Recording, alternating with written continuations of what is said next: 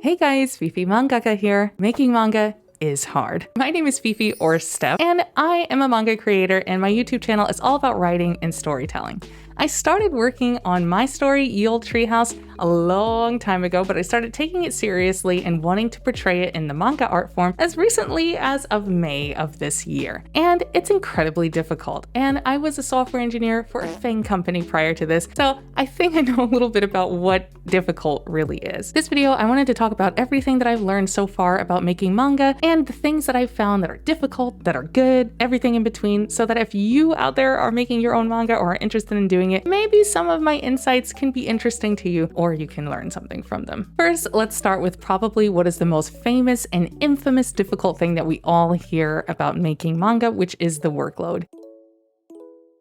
All of our favorite mangaka, all of our favorite manga creators are notorious for working insane hours and having absolutely crazy schedules. This is something that I think even if you're a fan and you're not like making a manga yourself, you're well aware of this stereotype about just how crazy the workload is. When I decided that I wanted Olde Treehouse to be told in the manga format, I was aware of this. I was aware of this workload myth, I thought it was at the time, in a very naive way. But once I started storyboarding and writing for my story and actually drawing and getting those dialogue on the page, I realized I was working every day, 7 days a week, from the minute that I woke up to the minute that I went to bed. And maybe I'd get 2 pages done if I was lucky that day. That's how long it was taking me to do these detailed storyboards that I was doing. And it completely changed my mind about how much work is actually required to get the idea from your head to the page when you're making a manga. The readers may just blaze through the pages when they're reading. They may be enjoying it, looking at the artwork, reading the dialogue, getting into the story. And so to a reader, 10 pages, they could probably finish that in 10 minutes, maybe even a lot less if you're reading fast. But for us, as the mangaka, those 10 pages can take 2 weeks or more. It depends on how fast or slow you are. I'm inexperienced. This is my first time making a manga. I have written novels in the past, 6 of them, which are published, and I have drawn for years, but making a manga, putting those 2 things together, it is so incredibly time consuming. This is something that I think we may take it for granted when we're on the side of the audience, but when you're actually on the side of seriously creating a manga, you have a lot more appreciation for the amount of time that's spent just getting your story onto paper. You will need to draw a lot of things that you absolutely have never drawn before. Just in the span of the last 6 months, I've drawn so many objects and perspectives and foreshortening like poses and things that I've never drawn before. And I'm someone who's been drawing since I was a child. And it just absolutely blew my mind how every day that I'm trying to tell my story, something new is coming out on the page. There's a new pose, there's a new position, there's something new that I've never done before. And it's really hard to figure out how to just, translate those things in your head onto the screen, onto paper, when you haven't ever done it before. And fantasy is absolutely not exempt from this. I'm writing a fantasy action adventure story. And even though we can create like brand new things that like don't exist on Earth in a fantasy story, that's one of the reasons I love it. You're not exempt from having to draw things in weird perspectives and weird poses, and you still have to follow some of those rules of realism to a degree, even when you're doing fantasy. So the drawing, it just absolutely takes your drawing up to probably the highest levels that you will ever draw, just by drawing new things you never have before. And while you're drawing, you also need to keep in mind that you're supposed to be telling a story. So I've learned that it's very easy to get lost in the art. It's very easy to get lost in just how detailed and the kind of art that you want to get across. And it's so easy to forget that you're telling a story and making sure that your dialogue comes back to what that story is, making sure that there's a point to the things that you're drawing. So when you're making manga, you're keeping track of 2 things, your artwork and art portraying the scenes, and your writing portraying the story. Juggling those 2 things is so difficult. Let's talk about self-doubt, because this is a big one for me. As a software engineer, when I worked in tech, I had so much imposter syndrome about what I knew about computer science, what I knew about programming, because I didn't have a computer science degree. I just failed upwards into FANG companies. I didn't fail upwards, but I found myself there. I found myself as an embedded software engineer at a FANG company, and I was just absolutely like, in a planet that I had no idea what the heck I was doing. But I did. But I somehow convinced myself that, I'm not supposed to be here. Like one day they're going to find out that hey, Fifi, you lied to us. Like, get out, you're fired. I'm feeling, and I have felt this similar thing with making manga. When you're making a manga, you will doubt yourself. You will doubt your skills. You may go into this thinking, oh, I'm a great illustrator. Like, I can draw all kinds of cool poses. I can create like the most interesting character designs. You will feel really confident. You know, I'm the best writer. I think, you know, I can come up with compelling stories that have those tear-jerking moments, and you'll go into it feeling so confident. And then once you start telling that story and you start having the storyboard, it's going to all just melt away. And I think it's normal. It's totally normal. This is that like imposter syndrome hurdle that I think it's completely healthy to have, but you will feel it.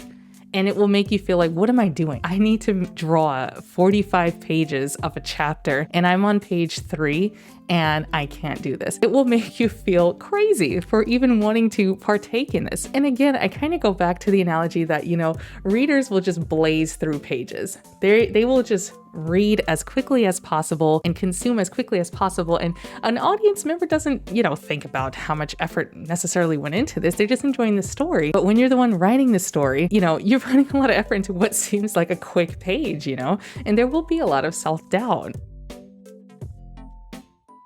Another thing with self-doubt that I see that affects a lot of creators who are making manga is, will anybody out there in the audience care about my work? Let's say I put my first chapter out and I put all my energy into it. I'm so excited about it and I'm ready to go market because, you know, we do have to market our stuff, right? And the fear that no one will care, the fear that going through everything that I've just described and the really hard aspects of making this story, and once you're ready to send it off and package it, you get crickets, you get, you know, no one caring. And it almost seems like everything you made was worthless. And there's a very strong sense of inadequacy that you may feel when you're doing that. So those are all of the things that are very hard and very difficult about making manga that you should really know before you go into undertaking one for yourself, if you intend to do this in a very serious fashion, like you want to do this as a career, right? But there are also amazing sides to this. Amazing things, positive things are my favorite, so let's get into that. Let's start with the most obvious. Seeing your characters, seeing your story put onto a piece of paper and seeing them in motion, it's a feeling only manga as a medium can give you. There's nothing more exciting than taking these characters you've been thinking about and these situations that you've been planning and thinking about and seeing them come to life in each panel as you're drawing them. I think that is such a privilege, an amazing feeling to being a mangaka and working on a manga. And it's something that is a privilege for comic creators that, you know, traditional novelists don't necessarily get to have. We get to see our characters doing the things that we're describing. And it's so exciting, even though, like I said earlier, it's an absolute uphill battle to draw those scenes and draw those objects and draw those things. Once you do it, once you like push through the difficulties of that and you see what you were imagining, it's just such a, like, as you can see, I'm getting like very excited about it, but it's just such an amazing feeling. Like I feel like it's a privilege to be able to do this art form. Another amazing thing that we Western mangaka have the ability to do is to just popularize this medium more in the West. You know,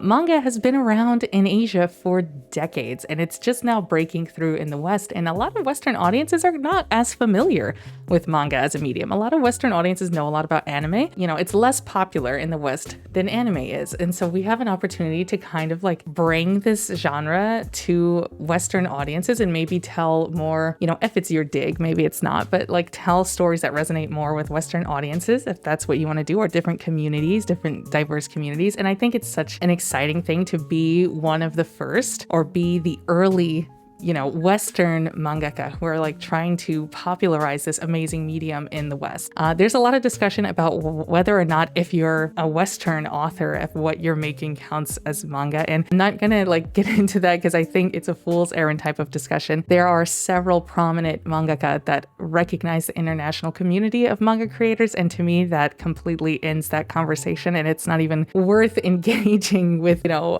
anyone who thinks otherwise. But being on the front of the movement of trying to popularize manga in the West and creating your own stories using this amazing format is so exciting. It feels like a powerful mission, you know, not to sound like really cheesy. So with all that being said, do I recommend people to create their own manga? The answer is absolutely yes. It does take a lot of patience. It does take a lot of diligence. And if you really seriously want to pursue this as a career like I do, please reach out to me. I'm trying to make friends. Seriously, if you do want to pursue making manga seriously, I think it's such a valiant endeavor to want to tell stories in this way. And to me personally, there's no amount of difficulty in the process that's going to remove that feeling from me of wanting to tell my story in this incredibly fun and powerful way. And so if you are ready to buckle down and get to work to tell the amazing story that you have, like, do it.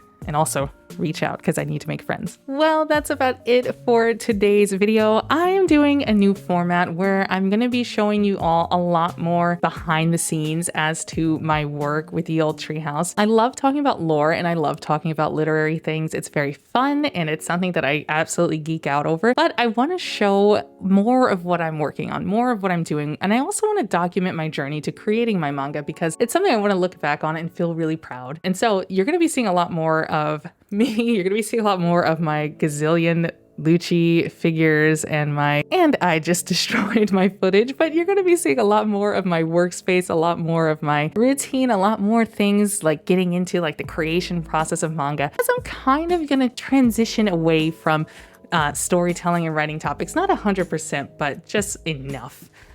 So that we can build a little bit more of a manga making community over here. So if that's interesting to you, I don't want to say smash the like button because I hate that. So do something with the like button, whatever you want to do. And stay tuned for the next video. I'll see you next time.